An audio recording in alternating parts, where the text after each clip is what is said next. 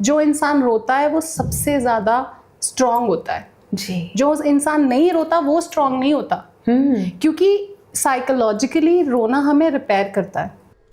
Let's say किसी की बाजू टूट गई, उससे जो पेन होगा ना और जो ब्रेन उसको रिस्पॉन्स देगा वो बिल्कुल सेम होता है जब दिल टूटता है। सबसे अच्छी बात ये है कि साइकोलॉजी में ये कहा जाता है कि जैसी आपकी माँ के साथ अटैचमेंट होती है ना, वैसे ही आप लेटर ऑन रिश्तों में अटैच होते हैं। सबसे अच्छा जो टीचर होता है लाइफ में वो होता है जो आपके साथ बुरा करके जाता है। जब मेरे पास स्टूडेंट्स भी आते हैं और बोलते हैं मैम हमारा ब्रेकअप हो गया, मैं कहती हूँ इस टाइम को एंजॉय करो।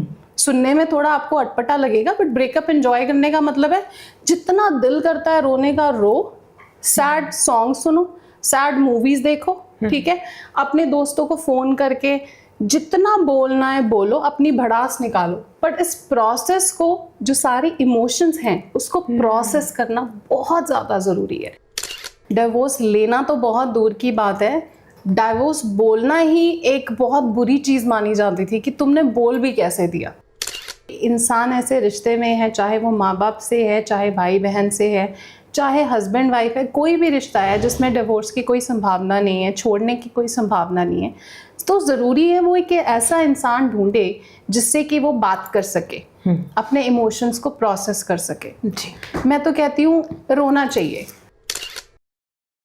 नमस्कार, आदाब, सत श्री अकाल। दोस्तों, जिंदगी के लिए रिश्ते बहुत ज़रूरी होते हैं, लेकिन कई बार यही रिश्ते हमारे दुखों का कारण बन जाते हैं।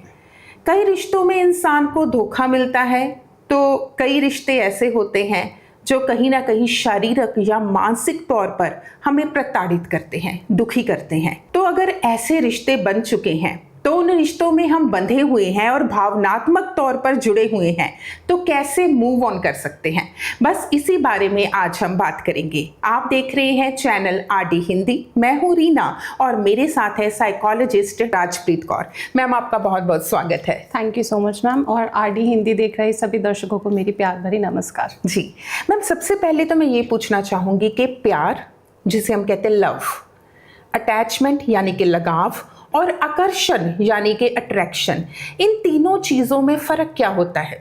मैम देखो, इन तीनों चीज़ों में बहुत फ़र्क होता है। सबसे पहले अगर हम बात करें अटैचमेंट की, तो अटैचमेंट एक जो है एक हमारी बेसिक ह्यूमन नीड है, ठीक है। जैसे कि हम बात करते हैं कि हमें खाना खाना है, पानी पीना है, सोना है, तो वैसे ही जो हमारी अटैचमेंट है वो भी बड़ी एक बेसिक नीड होती है जो हमारे सर्वाइवल में हेल्प करती है। फॉर एग्जाम्पल, जैसे हम बात करें छोटे बच्चे की, है ना, जो शिशु होते हैं जी, तो अब शिशु अपने आप तो अपना खाना नहीं बना सकते, अपना ख्याल नहीं रख सकते, तो उनके लिए हमें केयर टेकर चाहिए होता है, जो कि आमतौर पर माँ होती है। तो बहुत ज़रूरी होता है कि बच्चा माँ के साथ अटैच हो सके। जी, ठीक है। तो अटैचमेंट जो है वो फर्स्ट 6 मंथ्स में हमारी बन जाती है, ठीक है। तो वो तो हमारी अटैचमेंट है कि एक हमारा लगाव है जो हमारी बेसिक ह्यूमन नीड है। तो अट्रैक्शन है, आकर्षण है।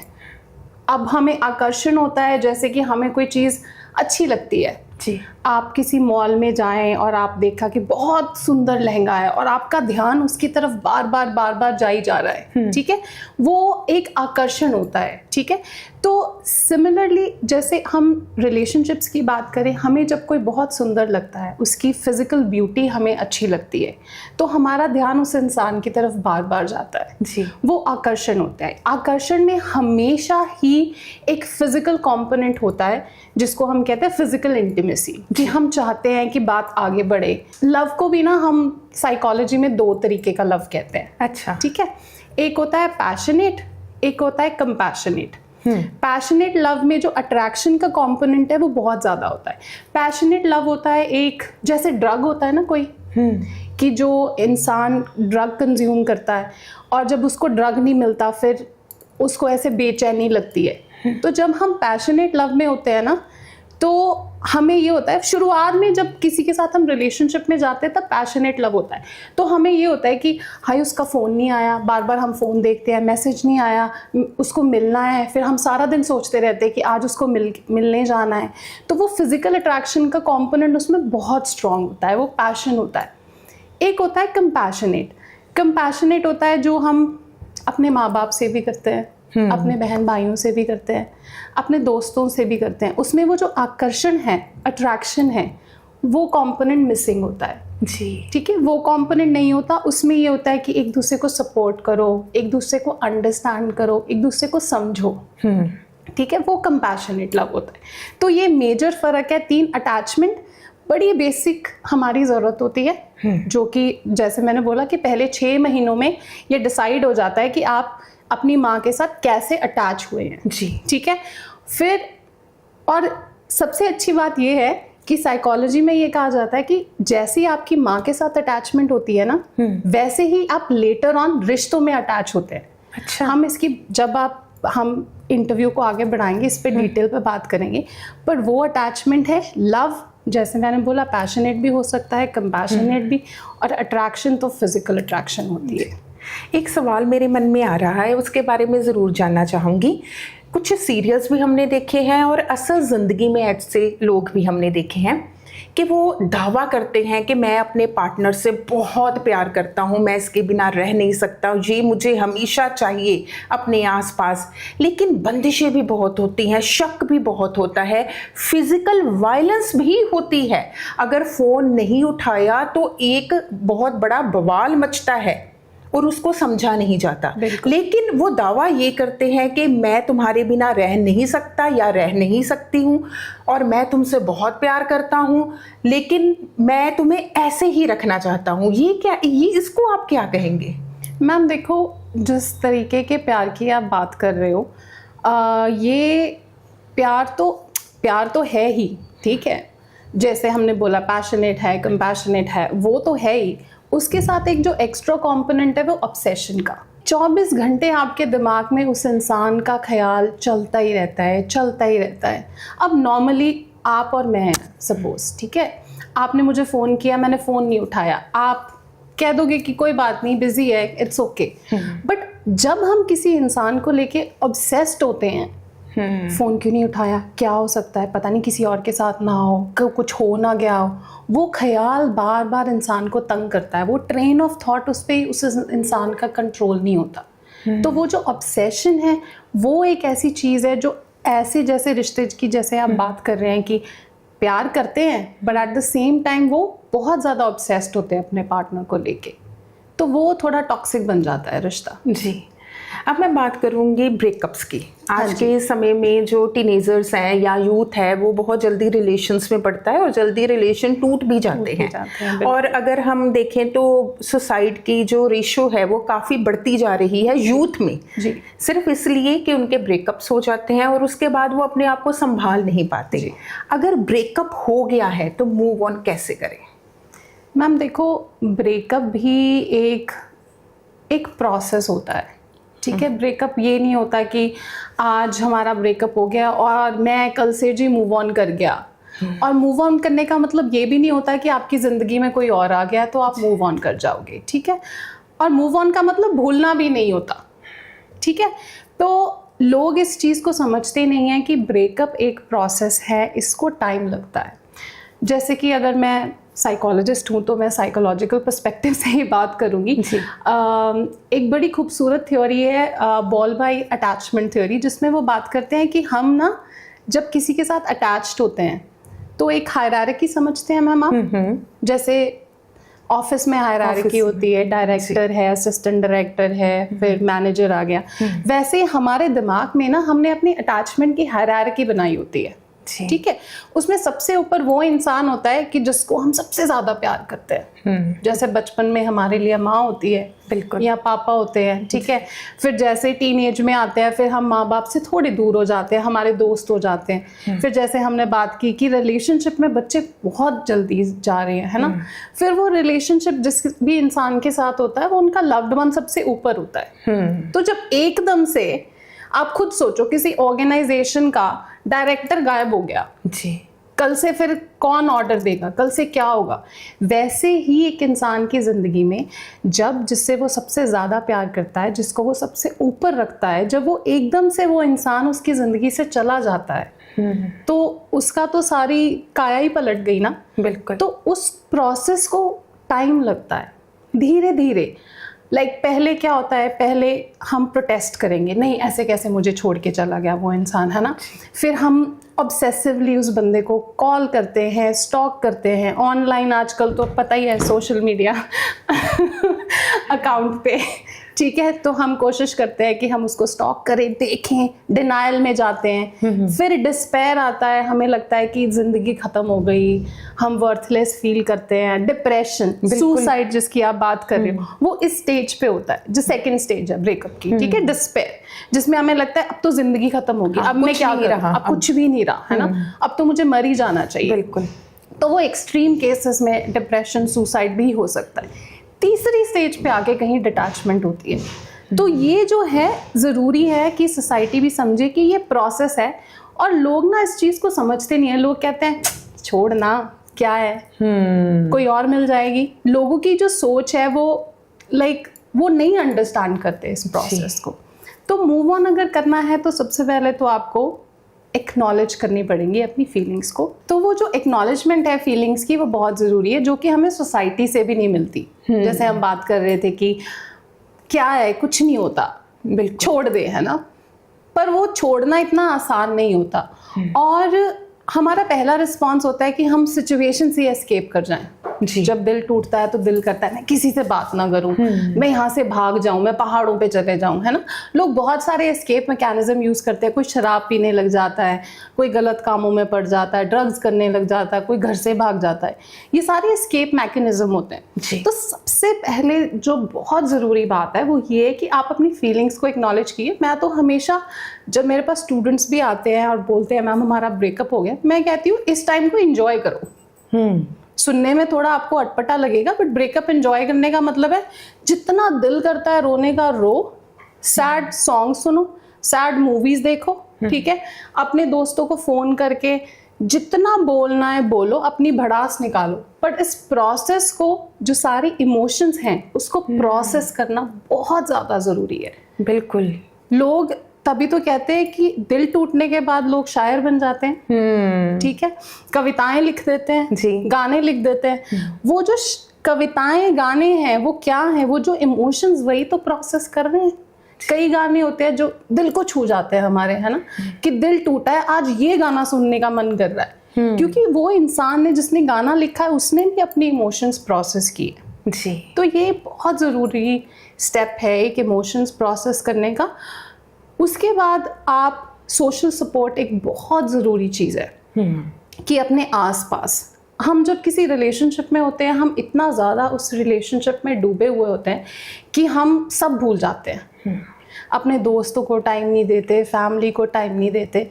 तो ये टाइम है सोसाइटी का भी, कि जो हमारे आसपास के लोग हैं वो भी हमारा ख्याल रखे, जैसे हमारे माँ बाप हैं, हमारे दोस्त हैं, कि पता है कि अब दर्द में है इंसान।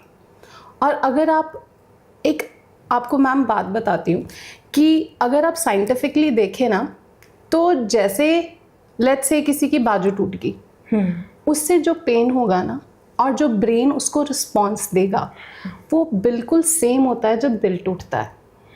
हमें दिखता नहीं है दिल टूटा हुआ, बट फिजिकल और इमोशनल पेन बहुत सेम होता है। अब किसी की बाजू टूट जाए, कितना ध्यान रखते हैं घर पे, बिल्कुल, अरे ये काम मत करो, तुम रेस्ट करो, दवाइयाँ खाओ, सब फोन करके पूछते हैं। और जब दिल टूटता है तो क्या कहते हैं लोग, दिल ही तो टूटा है, क्या बड़ी बात है ना। पर वो समझते नहीं पेन तो सेम ही है, सेम है, और इसके लिए तो कोई दवाई भी नहीं है। बिल्कुल। तो वो सोशल सपोर्ट है, वो भी एक बहुत ज़रूरी है कि आपको सोशल सपोर्ट है, और आप अपने आप को प्रायोरिटाइज करें, हॉबीज़ में अपने आप को व्यस्त कर लें। तो ऐसे धीरे धीरे, जैसे मैंने बोला कि वो 3 स्टेप प्रोसेस है, धीरे धीरे धीरे आप उस इंसान से डिटैच हो जाते हैं। तो वही जो हायरार्की की बात आती है कि अब वो हायरार्की से वो इंसान एकदम से चला गया, अब उसको रिप्लेस करने में टाइम लगेगा, बट हो जाएगा। बिल्कुल मैम, मैं डिवोर्स की बात करती हूँ, क्योंकि डिवोर्स जो है ना वो लेने में बहुत सारी सामाजिक उलझनों का सामना करना पड़ता है। तो डिवोर्स का फैसला कब लेना चाहिए और कैसे लेना चाहिए, किन बातों का ध्यान में रखना चाहिए, या कब ये रिश्ता ऐसा बन गया कि हमें लगता है कि बस यहाँ पर फुल स्टॉप लग जाना चाहिए, अब मैंने डिवोर्स लेना ही लेना है। मैम देखिए, डिवोर्स जैसे आप बात कर रहे हैं कि पहले तो ये शब्द ही एक टैबू होता था हमारी सोसाइटी में जी। है ना। डिवोर्स लेना तो बहुत दूर की बात है, डिवोर्स बोलना ही एक बहुत बुरी चीज मानी जाती थी कि तुमने बोल भी कैसे दिया। पर आजकल देखो तो डिवोर्स रेट्स काफी बढ़ गए हैं, ठीक है। अब सोसाइटी थोड़ी चेंज हो रही है, बट फिर भी इसमें वो जो कल्चरल एस्पेक्ट है, फैमिली का एस्पेक्ट है, और हमेशा लड़की पे प्रेशर डाला ही जाता है कि घर संभालने की जिम्मेवारी तेरी है और तूने ही घर संभालना है और तू नहीं छोड़ सकती, है ना। किसी न किसी तरह से ये समझा बुझा के एक लड़की को वापस भेज दिया जाता है। तो जो आपका सवाल है कि डिवोर्स लेने का जो फैसला है वो आप कब करें, देखो ये बड़ा ही सब्जेक्टिव सा सवाल है। अच्छा, ऐसे मैं कुछ बता नहीं सकती कि अब टाइम आ गया डिवोर्स लेने का। वो कई आप कैसे फील कर रहे हो उस रिश्ते में, वो उस पर डिपेंड करता है, ठीक है। और कईयों को तो मैं किसी मेरे जानकार में एक मेरी नोन थे, उन्होंने डिवोर्स ले लिया शादी के 3 महीने बाद। अच्छा, कारण क्या था कि वो घर पे बैठ के रील्स देख रही थी और पति आया गुस्से में, उसने उसको बोला खाना दे दे और उसने ध्यान नहीं दिया। पति ने गुस्से में उसका फ़ोन पकड़ के दीवार पे मार दिया और टूट गया। अच्छा, तो वो कहती कि आज तूने मेरा फ़ोन तोड़ा है, कल को तू मेरे पे हाथ उठाएगा, तो मैं इस रिश्ते में रहना ही नहीं चाहती, और उसने डिवोर्स ले लिया, ठीक है। और मैं बहुत सारे ऐसे लोगों को भी जानती हूँ कि जिनको 12-13 साल हो गए हैं रिश्ते में, जो मार भी खाते हैं, ठीक है, जिनके बच्चे भी हो चुके हैं और वो रिश्ते को छोड़ना भी चाहते हैं। पति पत्नी जैसा कोई रिश्ता नहीं है, बस एक छत के नीचे रह रहे हैं, पर डिवोर्स नहीं देना हमने। तो डिवोर्स कब करें, ये बहुत एक सब्जेक्टिव सवाल है और हर एक इंसान के लिए इसका जवाब बहुत अलग होगा जी, क्योंकि एक तो बुरा है, एक बहुत ही बुरा है, ठीक है। वो आपको खुद डिसाइड करना पड़ेगा कि मुझे क्या चाहिए, मुझे वो बुरा चाहिए कि मुझे बहुत बुरा चाहिए। कि कईयों के लिए, जैसे जो रिश्ते में लोग रहते हैं इतने सालों तक, है ना, उनको लगता है कि अगर मैंने इसको छोड़ दिया, लेट्स से फाइनेंशियली हस्बैंड पे डिपेंड हैं, या कई बार हस्बैंड भी वाइफ पे डिपेंडेंट होते हैं, बहुत सारी बच्चे हो गए होते हैं, फिर सोचते हैं कि छोड़ेंगे तो बहुत बुरा हो जाएगा, तो शायद मैं इसी पेन को बर्दाश्त कर लेता हूँ। तो वो जो है ना डेविल एंड द सी, वो आपको डिसाइड करना पड़ता है जी। यानी कि हर एक इंसान की जो स्थितियां होती हैं, बिल्कुल, और साथ में जो उसकी मानसिक स्थिति होती है, उसको देखकर ही कोई फैसला ले सकता है। बिल्कुल जी मैम, यहाँ पर तो हमने बात की ब्रेकअप की और डिवोर्स की, लेकिन कुछ रिश्ते ऐसे होते हैं जिनमें ना ब्रेकअप हो सकता है ना डिवोर्स लिया जा सकता है, चाहे वो घर में हो। बहुत सारे ऐसे रिश्ते हैं जिसमें बच्चे अपने बुजुर्गों पर हाथ उठाते हैं। बिल्कुल मैम। बहुत सारी जगह पर ऐसे देखा गया है कि माँ बाप इतने टॉक्सिक हो जाते हैं कि बच्चों के लिए रहना मुश्किल हो जाता है। और भी बहुत सारे ऐसे रिश्ते हैं जिनमें बहुत दुख है, फिजिकल अब्यूज भी है, लेकिन उसके साथ साथ मेंटली अब्यूज भी किया जाता है। ऐसे रिश्तों में कैसे रहें हम, क्योंकि ब्रेकअप की फैसिलिटी नहीं है, डिवोर्स की फैसिलिटी भी नहीं है, क्या किया जाए?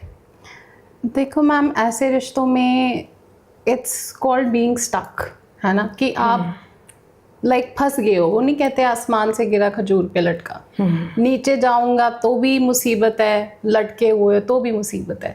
तो ऐसे रिश्तों में जब हम ऐसे स्टक फील करते हैं ना, उन रिश्तों से निकलना बहुत ज़्यादा मुश्किल होता है जी। क्योंकि अगर लेट्स से माँ बाप टॉक्सिक हैं, माँ बाप को छोड़ देंगे क्या हम? नहीं छोड़ सकते। अगर छोड़ भी दिया, फिर समाज कहता है अरे कैसा बच्चा है, इतनी साल माँ बाप ने इसको बड़ा किया और अब जब टाइम आया माँ बाप को संभालने का, माँ बाप को घर से निकाल दिया। भाई बहनों, ऐसे रिश्ते हमसे नहीं छोड़े जाते। तो ज़रूरी है कि इन रिश्तों में रहकर हमें कुछ ऐसे स्टेप्स लेने पड़ेंगे ताकि हम अपनी मेंटल हेल्थ को बचा के रख सकें। तो सबसे पहला तो मैं यही बोलूँगी कि मैं जैसे पहले भी बोल रही थी कि इमोशंस को प्रोसेस करना बहुत ज़्यादा ज़रूरी है, ठीक है। अब वो इमोशंस आप कैसे प्रोसेस कर सकते हो? किसी से बात करके भी। तो अगर हम जानते हैं कि कोई इंसान ऐसे रिश्ते में है, चाहे वो माँ बाप से है, चाहे भाई बहन से है, चाहे हस्बैंड वाइफ है, कोई भी रिश्ता है जिसमें डिवोर्स की कोई संभावना नहीं है, छोड़ने की कोई संभावना नहीं है, तो ज़रूरी है वो एक ऐसा इंसान ढूंढे जिससे कि वो बात कर सके, अपने इमोशंस को प्रोसेस कर सके। जी। मैं तो कहती हूँ रोना चाहिए। रोना, कोई भी इंसान जब रोता है वो कमज़ोर नहीं होता।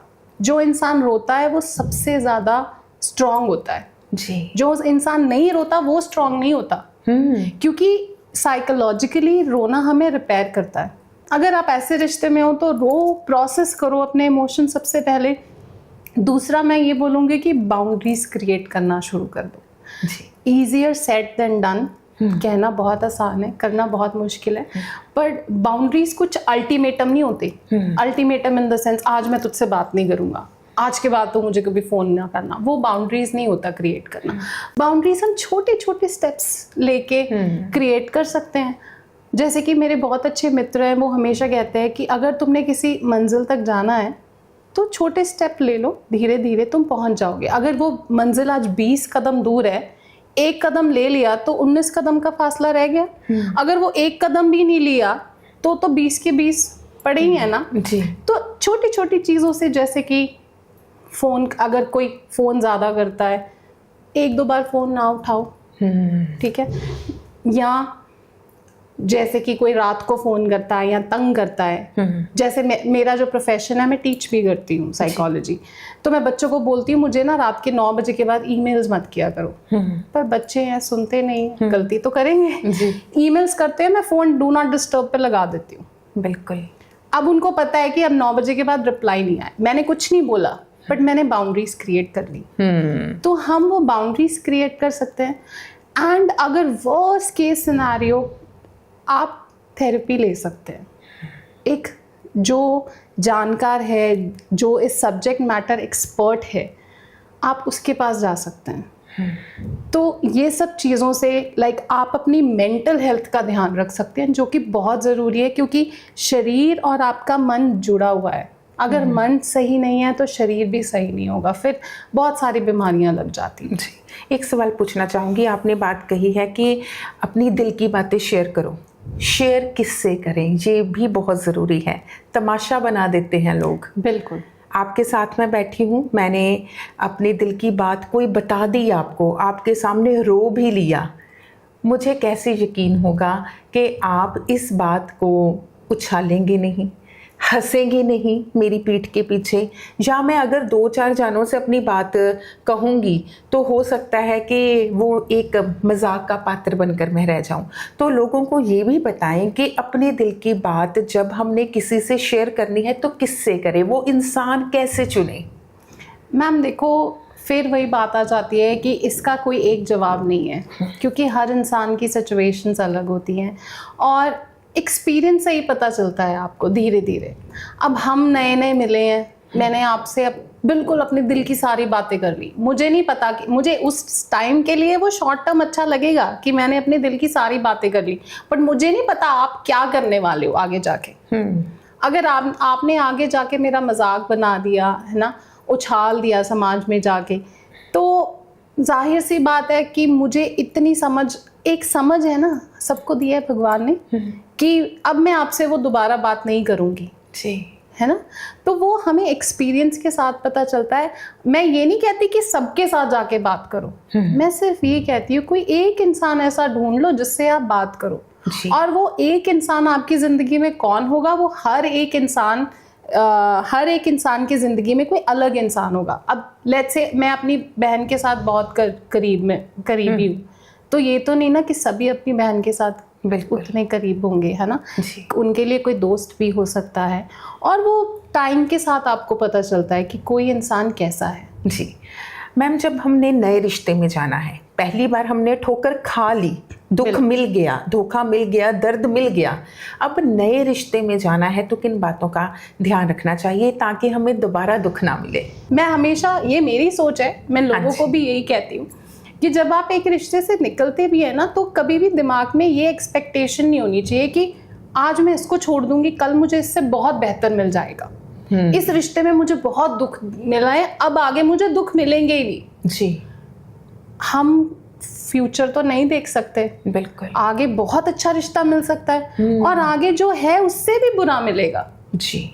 ठीक है।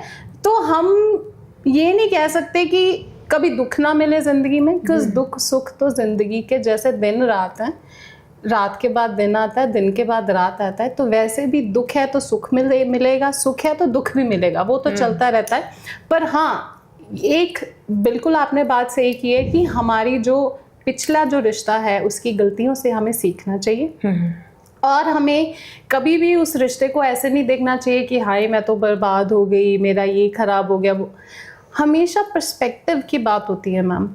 अगर आपका कोई रिश्ता टूटता है, डिवोर्स भी होता है, तो आप ये देखो कि मैंने उससे क्या सीखा जी। क्योंकि सबसे अच्छा जो टीचर होता है लाइफ में वो होता है जो आपके साथ बुरा करके जाता है। क्योंकि वो इंसान आपको बहुत कुछ सिखा जाता है, और आप अपने आप को जैसे कहते हैं ना तोड़ के बना लेते हो। तो अगर अपने आप को आपने तोड़ के बनाया है और आपको पता है आपको आपके साथ वो स्ट्रेंथ भी होगी, ठीक है, और उस स्ट्रेंथ के साथ जब आप नए रिश्ते में जाओगे तो आप पहले से बेहतर होगे जी, पहली बात। दूसरी बात, अपने ट्रॉमास कभी भी दूसरे रिश्ते में लेके नहीं जाने चाहिए। बहुत इम्पोर्टेंट है, बहुत ज़रूरी है मैम। मैं हमेशा लोगों को ये सलाह देती हूँ कि जब तक आप पहले रिश्ते से मूव ऑन नहीं हुए, आपको जल्दबाजी नहीं करनी चाहिए कि मेरा रिश्ता टूटा है, 2 दिन हुए, हाय मुझे कोई और चाहिए, अब मैं नहीं रह सकता, मुझे कंधा चाहिए, और कंधे के चक्कर में आपने किसी को किसी के साथ रिश्ते में चले गए, फिर वो सारे ट्रॉमास आप उस पर प्रोजेक्ट करते हो जी। तो टाइम लो, 1 महीना, 2 महीना, 2 साल, 3 साल, अपने आप को टाइम दो, वो सारे इमोशंस को प्रोसेस करो, और जब आपको लगे कि अब पहली बैगेज मेरी खत्म हो गई है, अब मैंने कुछ, मेरा पुराना कुछ भी नहीं है, तब आप नए रिश्ते में जाओ जी। और तब आप नए रिश्ते में जाओगे तो आप एक नई एनर्जी के साथ, एक नए एंथुजियाज्म के साथ जाओगे, और फिर वो रिश्ते में आप गलतियां कम करोगे। तो जाते जाते ये टिप्स दे दीजिए कि रिश्तों को खूबसूरत कैसे बनाएं। सबसे पहले तो मैम मैं यही कहूँगी कि कम्युनिकेशन बहुत ज़रूरी है जी, ठीक है। भगवान ने हमें एक लैंग्वेज दी है, भगवान ने हमें एक सबसे ज़्यादा इंसान को दिमाग जो है, सबसे ज़्यादा डेवलप दिमाग वो इंसान का है। तो मैं हमेशा ऐसे यही कहती हूँ कि रिश्तों में कम्युनिकेशन बहुत ज़रूरी है, ठीक है। इमोशंस भी हैं, प्रोसेस भी करने हैं, इमोशंस वो बात करके ही होंगे, तो वो सबसे पहले तो कम्युनिकेशन, ठीक है। दूसरा मैं ये बोलूँगी कि पर्सपेक्टिव आप अपना बड़ा पॉजिटिव रखिए। बहुत मुश्किल होता है, वैसे ही हम कह देते हैं, बट करना मुश्किल होता है, बट कोशिश करोगे तो सीख कर भी लोगे, है ना। तो एक पॉजिटिव पर्सपेक्टिव के साथ आपको अपने पार्टनर से कम्युनिकेट करनी चाहिए, बात करनी चाहिए, और हमेशा कोशिश करनी चाहिए कि इसको हम रिश्ते को कैसे सुधारें, एक दूसरे की लाइफ में हम वैल्यू ऐड करें, ना कि हम एक दूसरे की टांग पकड़ के नीचे खींचे। हम एक दूसरे को अपलिफ्ट करें। अगर हम इस सोच के साथ रिश्ते में रहते हैं और रिस्पेक्ट करते हैं एक दूसरे की, तो रिश्ता धीरे धीरे बेटर होता ही जाता है जी। वाकई आपने बहुत सारे सवालों का जवाब दे दिया जो मेरे ख्याल से हमारे मन में भी थे और दर्शकों के मन में भी थे। और अगर आपके मन में कोई और भी सवाल है तो आप कमेंट बॉक्स में ज़रूर लिख सकते हैं, ताकि कोशिश करेंगे हम कि उन सभी सवालों के जवाब ले सकें। और मैम आपने अपना समय दिया, आपका बहुत बहुत धन्यवाद। Thank you so much ma'am, it was my pleasure. आपको ये इंटरव्यू कैसे लगी आप ज़रूर बताना। अगर आप नए हैं तो हमारे चैनल को सब्सक्राइब कीजिए। अगर आपको ये इंटरव्यू अच्छी लगी आप लाइक कीजिए, शेयर कीजिए। आज के विशेष प्रोग्राम में इतना ही, फिर मिलेंगे। धन्यवाद।